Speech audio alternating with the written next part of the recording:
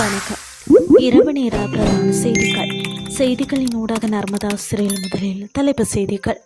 அஸ்வசம நிதியில் மாபெரும் மோசடி, மேலும் 2 அதிகாரிகள் அதிரடி பணி நீக்கம். அதிக விலைக்கு அரிசி விற்பனை, வர்த்தக நிலையங்களுக்கு விதிக்கப்பட்டது அபராதம். அமெரிக்காவுடன் பேச்சுவார்த்தை, ஈரானில் இருந்து வெளியான அறிவிப்பு. இனி விரிவான செய்திகள்.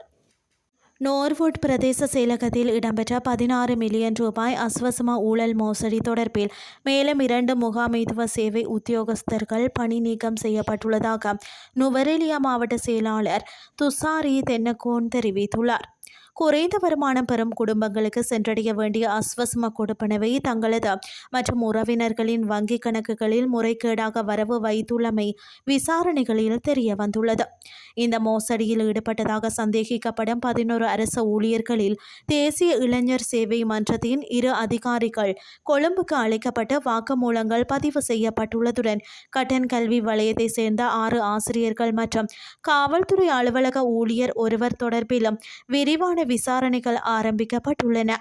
இதுவரை 2 அதிகாரிகள் கைது செய்யப்பட்டு விளக்கமறியலில் வைக்கப்பட்டுள்ள நிலையில் ஏனைய அதிகாரிகளுக்கு எதிராக கட்டன் காவல்துறையின் விசேட குற்ற விசாரணை பிரிவில் முறைப்பாடு செய்யப்பட்டுள்ளது.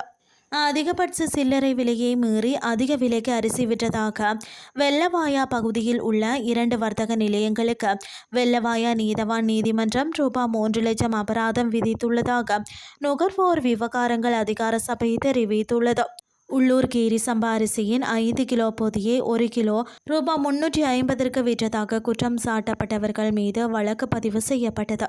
ஆனால் நிர்ணயிக்கப்பட்ட விலை 1 கிலோ ரூபாய் 260 ஆகும். அதன்படி தொடர்புடைய குற்றத்தை ஒப்புக்கொண்ட குற்றம் சாட்டப்பட்டவர்களுக்கு ரூபாய் 1,50,000 அபராதம் விதிக்கப்பட்டது. மேலும் இறக்குமதி செய்யப்பட்ட பொன்னி சம்பா அரிசியை அதிகமான விலையில் விற்பனை செய்தது தொடர்பாக வெள்ளவாயா எலபோவாவில் ஒரு வழக்கு பதிவு செய்யப்பட்டுள்ளது. 1 கிலோகிராமின் நிர்ணயிக்கப்பட்ட விலை ரூபாய் 240 இருந்த போதிலும் அதன் விலை ரூபாய் 260 விற்பனை செய்யப்பட்டது.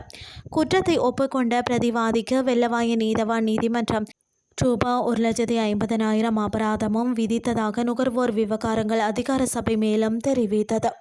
இனி வெளிநாட்டு செய்திகள்.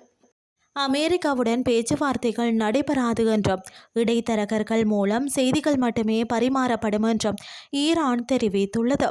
ஈரானுக்கும் அமெரிக்காவிற்கும் இடையிலான புரிந்துணர்வு ஒப்பந்தத்தை அமெரிக்கா மீறியதாக குற்றம் சாட்டிய ஈரானிய வெளியுறவு அமைச்சர் அப்பாஸ் அராக்சி, பிரச்சினைகள் தீர்க்கப்பட்டு திருத்தங்கள் செய்யப்படும் வரை பேச்சுவார்த்தைகளை மீண்டும் தொடங்க முடியாது என்றும் கூறினார். ஈரானின் மெகர் செய்தி நிறுவனத்தின்படி பேச்சுவார்த்தைகளை மீண்டும் தொடங்குவதற்கான வழியை மத்தியஸ்தர்கள் இன்னும் தேடிக்கொண்டிருக்கிறார்கள். ஆனால் அமெரிக்கா செய்ததாக கூறப்படும் மீறல்கள் குறித்து ஒரு தீர்வு காணப்படும் வரை பேச்சுவார்த்தைகளை மீண்டும் தொடங்க முடியும் என்று தெஹ்ரான் நம்பவில்லை என அராக்சி குறிப்பிட்டார். பேச்சுவார்த்தைகளுக்கு உகந்த சூழலை உருவாக்க முயற்சிகள் மேற்கொள்ளப்பட்டு வருகின்றன என்று கூறிய அவர், அமெரிக்கா தனது மீறல்களை சரி செய்யும் வரை பேச்சுவார்த்தைகளை மீண்டும் தொடங்குவதற்கு வாய்ப்பில்லை என்றும் மீண்டும் வலியுறுத்தினார். கோர்முஸ் நீரிணையில் கப்பல் போக்குவரத்து பாதைகளை மாற்றுவது ஒரு தொழில்நுட்ப மற்றும் சட்ட ரீதியான விஷயம் என்றும் அது நீரிணையை திறந்து விடுவதாக அர்த்தமல்ல என்றும் அராக்சி குறிப்பிட்டார். செய்திகள் யாவும் நிறைவடைகின்றது.